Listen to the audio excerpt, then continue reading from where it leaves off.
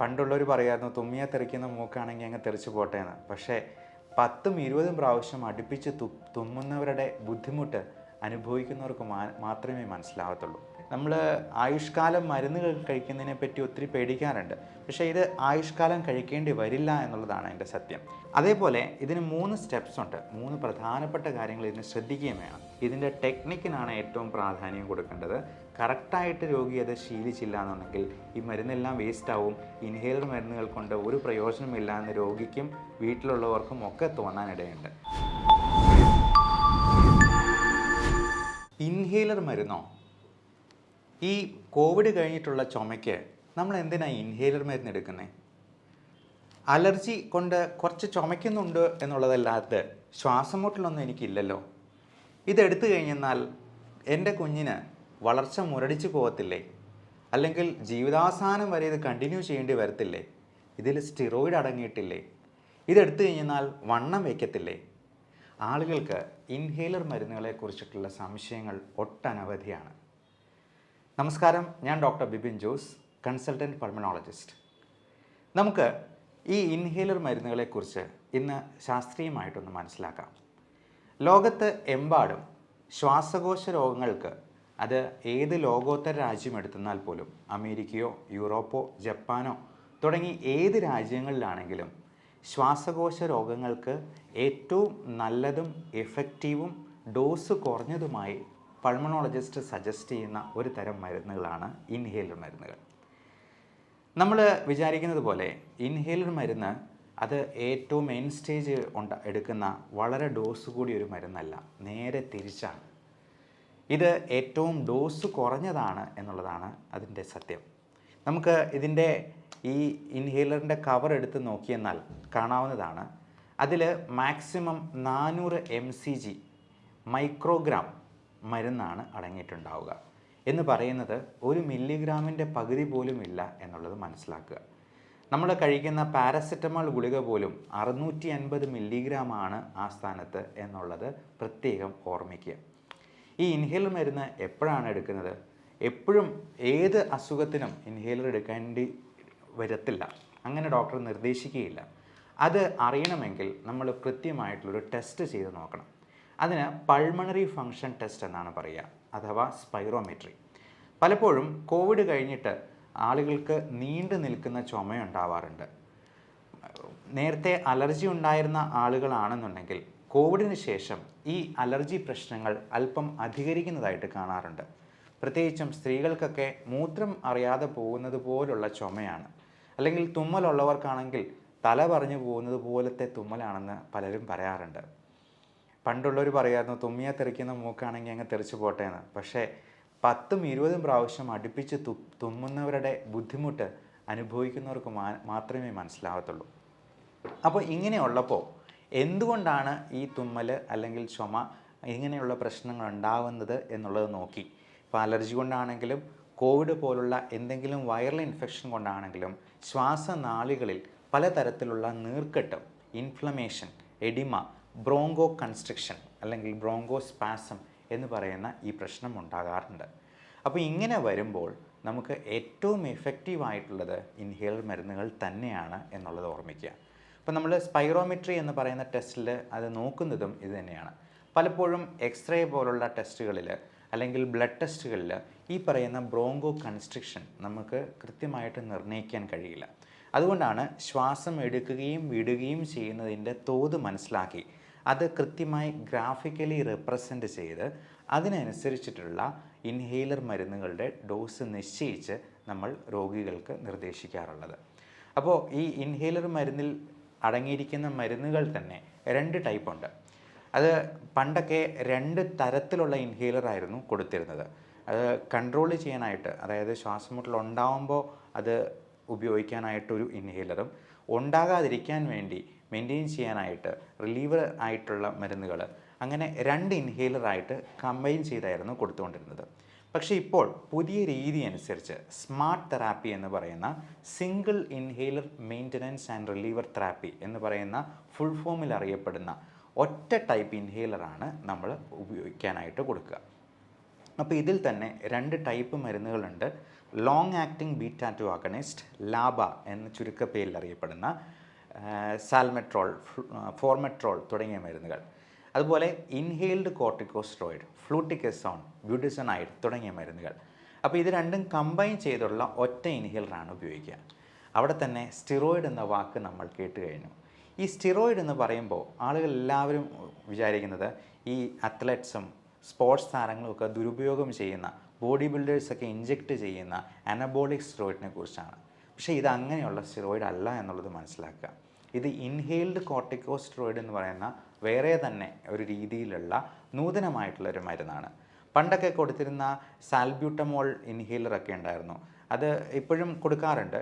അതിനൊക്കെ ഒരു അരമണിക്കൂർ നേരത്തേക്ക് ശ്വാസമുട്ടൽ തൽക്കാലം ഒന്ന് കുറഞ്ഞു നിൽക്കും എന്നുള്ളത് മാത്രമേ അതുകൊണ്ട് കാര്യം ഉണ്ടാകത്തുള്ളൂ. പക്ഷേ ഇപ്പോൾ കൊടുക്കുന്ന പല മരുന്നുകളിലും നൂതനമായിട്ടുള്ള മാറ്റങ്ങളോടെ വന്നിരിക്കുന്ന, അത് വന്നിട്ട് ഏതാനും വർഷങ്ങളെ ആവുന്നുള്ളൂ താനും. അപ്പോൾ ഈ മരുന്നുകൾക്കൊക്കെ 12 മണിക്കൂർ നേരത്തേക്ക് ആക്ഷനുണ്ട്. അത് നമുക്ക് ഈ ശ്വാസം മുട്ടൽ ഉണ്ടാകാതിരിക്കാനും കൂടിയാണ്, പ്രിവെൻറ്റ് ചെയ്യാനും കൂടിയാണ് എടുക്കേണ്ടത് എന്നുള്ളത് മനസ്സിലാക്കുക. അപ്പോൾ നമ്മൾ രാവിലെയും വൈകുന്നേരവും പല്ല് തേക്കുന്നത് നമ്മൾ അസുഖങ്ങൾ ഉണ്ടാകാതിരിക്കാനും കൂടിയാണല്ലോ. വായ്ക്കുള്ളിൽ കേടോ ബാക്കി അസുഖങ്ങളോ ഒന്നും വരാതിരിക്കാനാണ് നമ്മൾ പല്ല് തേക്കുക. അതുപോലെ നമ്മൾ ആയുഷ്കാലം മരുന്നുകൾ കഴിക്കുന്നതിനെ പറ്റി ഒത്തിരി പേടിക്കാറുണ്ട്. പക്ഷേ ഇത് ആയുഷ്കാലം കഴിക്കേണ്ടി വരില്ല എന്നുള്ളതാണ് എൻ്റെ സത്യം. നമ്മൾ പലപ്പോഴും ഈ ഇൻഹേലർ മരുന്ന് ഉപയോഗിച്ച് ചുമയും ശ്വാസം മുട്ടലും കൺട്രോളായി കഴിയുമ്പോൾ കൃത്യമായ ഇടവേളകളിൽ PFT ചെയ്ത് അതിൻ്റെ ഡോസ് കുറച്ച് കൊണ്ടുവരികയാണ് ചെയ്യുക. അപ്പോൾ ഒരിക്കലും ഈ ഡോസ് അതേപടി അങ്ങനെ കണ്ടിന്യൂ ചെയ്യേണ്ടി വരത്തില്ല എന്നുള്ളതും പ്രത്യേകം മനസ്സിലാക്കുക. ഇത് ഉപയോഗിച്ച് കഴിഞ്ഞാൽ അങ്ങ് തുടർന്ന് ഉപയോഗിക്കേണ്ടി വരും എന്നുള്ളത് ഒരു മിഥ്യാധാരണയാണ് എന്നർത്ഥം. ഇത് ഉപയോഗിച്ചെന്നാൽ വണ്ണം കൂടുമോ എന്നുള്ളതാണ് അടുത്ത ചോദ്യം. ഇത് നമ്മുടെ ശ്വാസകോശത്തിലോട്ട് മാത്രമേ ചെല്ലുന്നുള്ളൂ, നമ്മുടെ രക്തത്തിലോട്ട് അത് കയറുന്നില്ല. പലപ്പോഴും കഴിക്കുന്ന ഗുളികകളോ ഇഞ്ചക്ഷനോ ഒക്കെ അങ്ങനെയല്ല. നമുക്ക് ശരീരത്തിലെത്തുന്ന മരുന്നിൻ്റെ 4/1 ഭാഗമായിരിക്കും ശ്വാസകോശത്തിലെത്തുക. അതുകൊണ്ട് തന്നെ അതിൻ്റെ എഫക്റ്റ് വളരെ സ്ലോ ആയിട്ടേ ഉണ്ടാകത്തുള്ളൂ. അതിൻ്റെ എഫക്റ്റ് പൂർണ്ണമായിട്ടും നമുക്ക് കിട്ടത്തുമില്ല. കാര്യം അതിൻ്റെ 4/1 ഭാഗം മാത്രമേ എത്തുന്നുള്ളൂ എന്നുള്ളതുകൊണ്ട്. ഇൻഹേലർ മരുന്ന് ഉപയോഗിക്കുമ്പോൾ അതിന് ഫാസ്റ്റർ ഓൺസെറ്റ് ഓഫ് ആക്ഷൻ ഉണ്ട്. അതോടൊപ്പം നമുക്ക് അത് നേരെ ശ്വാസകോശത്തിൽ എത്തുന്നു എന്നുള്ളതുകൊണ്ട് അത് വേസ്റ്റേജ് അത്രയും കുറയ്ക്കാനും പറ്റും. ഡോസേജ് അത്രയും നമുക്ക് കുറവ് മതി എന്നുള്ളതാണ് അതിൻ്റെ അഡ്വാൻറ്റേജ്.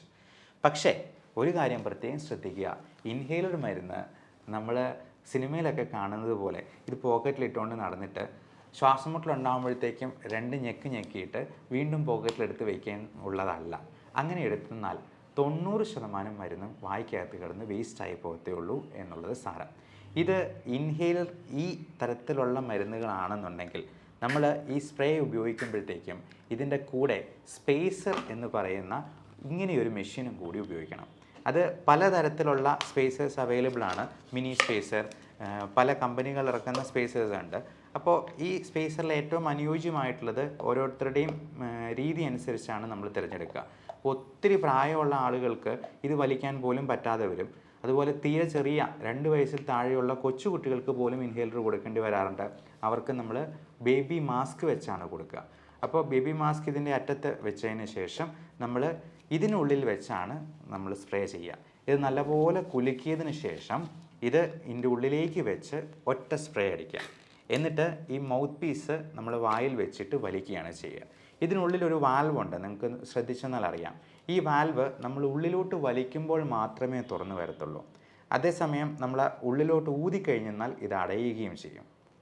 അപ്പോൾ ഈ സ്പേസർ 1 മിനിറ്റ് നേരത്തേക്ക് ഈ ചേമ്പറിനുള്ളിൽ മരുന്ന് ഗ്യാസായിട്ട് സ്റ്റോർ ചെയ്യുന്നത് കൊണ്ട് ആ 1 മിനിറ്റ് സാവകാശത്തിൽ നമുക്ക് പതിയെ അത് വലിച്ചെടുത്താൽ മതിയാവും.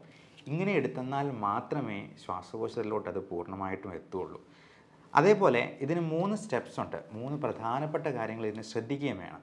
ഒന്ന്, ശ്വാസം മുഴുവൻ വെളിയിലോട്ട് ഊതി കളഞ്ഞിട്ട് വേണം നമ്മളിത് വലിക്കാനായിട്ട്. ഫസ്റ്റ് വലി തന്നെ നല്ല ശക്തിയിലും നീട്ടിയും വലിക്കണം എന്നുള്ള കാര്യം പ്രത്യേകം ഓർക്കുക. അങ്ങനെ ഫുള്ള് വലിച്ച് പിടിച്ചതിന് ശേഷം ഒരു 10 സെക്കൻഡെങ്കിലും നമ്മൾ മനസ്സിലോ കയ്യിലോ എണ്ണുക. അത്രയും സമയമെങ്കിലും പിടിച്ച് നിർത്തിയെന്നാൽ മാത്രമേ ശ്വാസകോശത്തിൽ അതിനുള്ള എഫക്റ്റ് കിട്ടത്തുള്ളൂ. അതിനുശേഷം മാത്രം പുറത്തേക്ക് വിടാനായിട്ട് നോക്കുക. അപ്പോൾ 10-20 സെക്കൻഡോ പിടിച്ച് നിർത്തുവാണെങ്കിൽ അത്രയും നല്ലത്. ഇനി പലർക്കും ഈ സ്പേസർ എന്ന് പറയുന്ന വലിയ സാധനമൊക്കെ കൊണ്ടുപോകാനൊക്കെ ഭയങ്കര മടിയും നാണവും ഒക്കെയാണ്, പ്രത്യേകിച്ചും ടീനേജ് പ്രായത്തിലുള്ള കുട്ടികൾക്കൊക്കെ. പക്ഷേ പോസ്റ്റ് കോവിഡ് ആയിട്ടുള്ള ബ്രോങ്കോയിറ്റിസ്, ഫൈബ്രോസിസ് പോലുള്ള പ്രശ്നങ്ങളിൽ ലോകമെമ്പാടും ഇപ്പോൾ ഇൻഹേലറാണ് ഏറ്റവും സേഫായിട്ടും അഡ്വൈസബിൾ ആയിട്ടും ഡോക്ടേഴ്സിന് പ്രോട്ടോക്കോൾ പ്രകാരം പ്രിസ്ക്രൈബ് ചെയ്യാനുള്ളത്.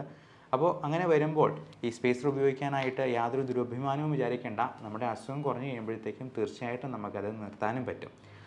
ഇനി സ്പേസർ ഉപയോഗിക്കാൻ തീരെ മടിയാണെന്നുണ്ടെങ്കിൽ ഇപ്പോൾ പുതിയ തരത്തിലുള്ള സിങ്ക്രോ ബ്രീത്ത് എന്ന് പറയുന്ന പുതിയ മെഷീൻസ് വരുന്നുണ്ട്. അത് ബ്രത്ത് ആക്ച്വേറ്റഡ് ഇൻഹേലറാണ്. അതായത് നമ്മൾ വലിച്ചു തുടങ്ങുമ്പോൾ തന്നെ ഇതിനകത്ത് സ്പ്രേ ചെയ്യുകയോ ഒന്നും വേണ്ട, നേരെ തന്നെ ഉള്ളിലോട്ട് മരുന്ന് വരുന്ന രീതിയിലുള്ള സിങ്ക്രോ ബ്രീത്ത് ടൈപ്പുള്ള മെഷീനാണിത്. അപ്പോൾ ഇതിന് ഈ ഹാൻഡ് മൗത്ത് കോർഡിനേഷൻ ആവശ്യമില്ല എന്നർത്ഥം. നമ്മൾ അടിക്കുമ്പോൾ തന്നെ ഉടനെ തന്നെ വലിക്കണം എന്നുള്ള സാങ്കേതികത്വം അതിനകത്ത് കൂടുതൽ കോംപ്ലിക്കേഷൻസ് ഉണ്ടാക്കുന്നില്ല എന്നുള്ളത് കൊണ്ട് ചെറുപ്പക്കാർക്ക് ഇങ്ങനെയുള്ള ഇൻഹേലറും നമുക്ക് കൊടുക്കാവുന്നതാണ്. ഇനി ഇതിനേക്കാൾ പോർട്ടബിൾ ആയിട്ടുള്ള ഗുളികയിട്ട് വലിക്കാവുന്ന ടൈപ്പ് മരുന്നുകളുണ്ട്. അപ്പോൾ ഈ ഗുളിക നമ്മൾ ഇതുപോലുള്ള മെഷീൻസിൽ ഇട്ടിട്ടാണ് ഉപയോഗിക്കുക. അപ്പോൾ ഇത് തന്നെ പല ടൈപ്പ് മെഷീൻസ് ഉണ്ട്. റോട്ടാ ഹെയിലർ, റെബലൈസർ, അല്ലെങ്കിൽ ലൂപ്പി ഹെയിലർ എന്നൊക്കെ പറഞ്ഞ് പലതരത്തിലുള്ള മെഷീൻസ് ഉണ്ട്. അപ്പോൾ എല്ലാ മെഷീൻസിനും ഏകദേശം ഒരേ എഫിക്കസിയാണ് എന്നുള്ളത് കൊണ്ട് ഇതിൻ്റെ ടെക്നിക്കിനാണ് ഏറ്റവും പ്രാധാന്യം കൊടുക്കേണ്ടത്. കറക്റ്റായിട്ട് രോഗി അത് ശീലിച്ചില്ല എന്നുണ്ടെങ്കിൽ ഈ മരുന്നെല്ലാം വേസ്റ്റാവും. ഇൻഹേലർ മരുന്നുകൾ കൊണ്ട് ഒരു പ്രയോജനമില്ല എന്ന് രോഗിക്കും വീട്ടിലുള്ളവർക്കും ഒക്കെ തോന്നാനിടയുണ്ട്. അതുകൊണ്ട് കൃത്യമായി ഒരു സ്പെഷ്യലിസ്റ്റിൻ്റെ സഹായത്തോടു കൂടി PFT ടെസ്റ്റ് ചെയ്ത് നമ്മുടെ ലങ് ഫങ്ഷൻ അസസ് ചെയ്ത് കപ്പാസിറ്റി എത്രയുണ്ടെന്ന് നോക്കി കൃത്യമായിട്ടുള്ള ഇൻഹേലർ മരുന്നുകൾ ഉപയോഗിക്കാനായിട്ട് എല്ലാവരും ശ്രദ്ധിക്കുക. അപ്പോൾ നിങ്ങളുടെ വീട്ടിൽ തന്നെ അനിയന്ത്രിതമായി ചുമയും ശ്വാസമുട്ടലും വീസിങ്ങും, ശ്വാസം എടുക്കുമ്പോൾ വീസിലടിക്കുന്ന പോലെ ശബ്ദവും, അതുപോലെ അലർജി പ്രശ്നങ്ങളുള്ളവർക്കും ഒക്കെ ഈ വീഡിയോ കൊണ്ട് ഒരുപാട് ഉപകാരം ഉണ്ടാകാൻ സാധ്യതയുണ്ട്. അതുകൊണ്ട് മാക്സിമം ഷെയർ ചെയ്ത് നിങ്ങളുടെ പ്രിയപ്പെട്ടവർക്കായി ഈ ഇൻഫർമേഷൻ പാസ് ഓൺ ചെയ്യുക. Everyone take care of your health. Stay healthy. Thank you.